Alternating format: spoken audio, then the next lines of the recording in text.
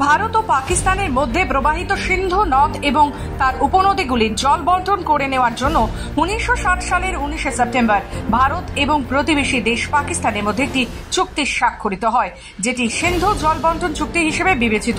এই চুক্তিটি সম্পন্ন হয় বিশ্ব ব্যাংকের সহায়তায়, যার মূল উদ্দেশ্য ছিল সিন্ধু নদ এবং তার উপনদীগুলির জল দুই দেশের মধ্যে ভাগ করে নেওয়া।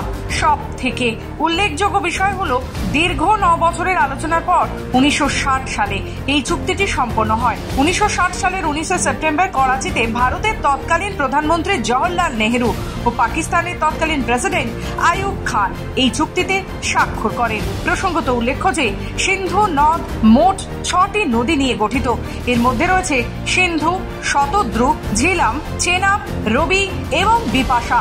সিন্ধু জল বন্টন চুক্তি অনুযায়ী ভারত সিন্ধু নদের মাত্র 20% জল ব্যবহার করতে পারে, অপরদিকে 80% জল দেওয়া হয় পাকিস্তানে।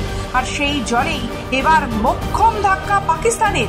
একদিকে রয়েছে খাদ্যের সংকট, আর এই আবহে ভারতের নেওয়া এই পদক্ষেপ তাদের বড়সড় ধাক্কা দেবে।